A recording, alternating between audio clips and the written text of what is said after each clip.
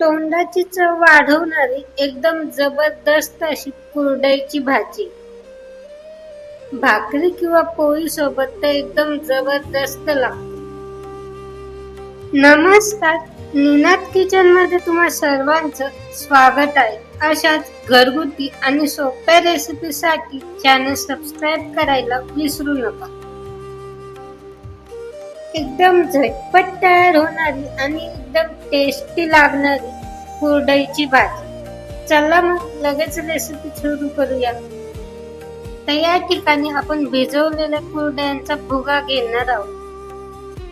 त्यासाठी मी 5 ते 10 मिनिटासाठी कुरडया पाण्यामध्ये भिजत ठेवल्या होत्या.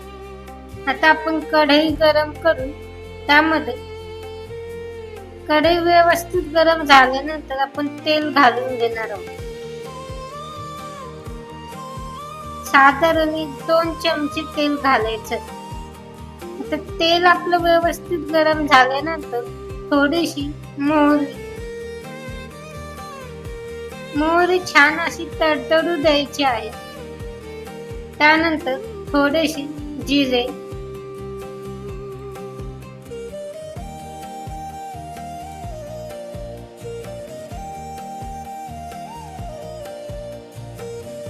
बारीक चिरलेली हिरवी मिरची,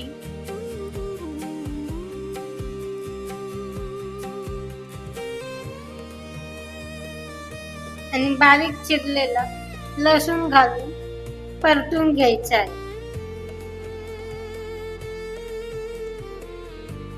त्यानंतर थोडासा कढीपत्ता. आता हे सर्व व्यवस्थित असं परतून घेतल्यानंतर बारीक चिरलेला कांदा घालून घ्यायचा आहे. तर यामध्ये लसूण आणि हिरवी मिरची थोडीशी जास्तच घाला, म्हणजे त्यामुळे भाजीची चव एकदम जबरदस्त लागते. आता कांदा व्यवस्थित असा आपल्याला हलक्या सोनेरी रंगावर परतून घ्यायचा आहे.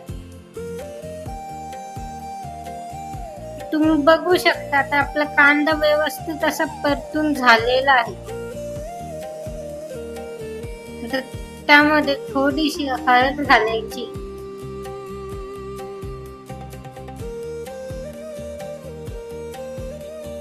आणि थोडस चवीनुसार मीठ. आता हे सर्व व्यवस्थित असं परतून घ्यायचं आहे.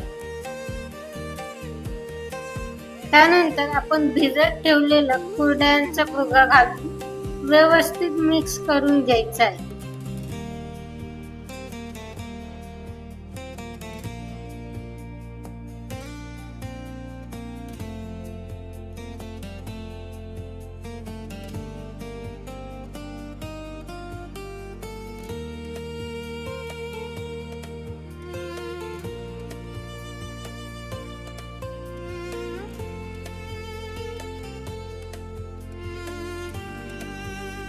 तर सर्व मिश्रण व्यवस्थित असं परतून घ्यायचं आहे. तुम्ही बघू शकता आपली भाजी व्यवस्थित अशी परतून झालेली आहे. आता थोड्या वेळ 5 मिनिटासाठी झाकण ठेवून भाजी वाफवून घ्यायची आहे. आता 5 मिनिटानंतर आपली भाजी एकदम तयार झालेली आहे.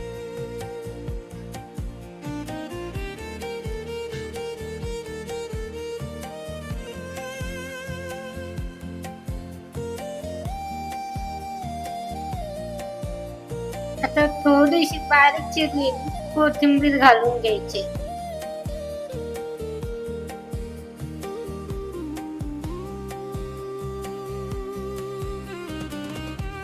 कोथिंबीर व्यवस्थित अशी मिक्स करून घ्यायची.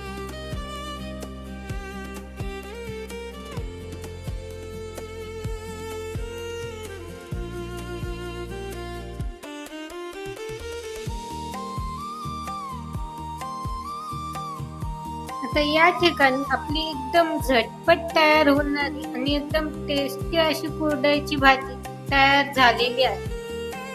तुम्हाला ही रेसिपी कशी वाटली मला कमेंट करून नक्की सांगा, आणि तुम्ही ही रेसिपी एकदा नक्की ट्राय करून बघा.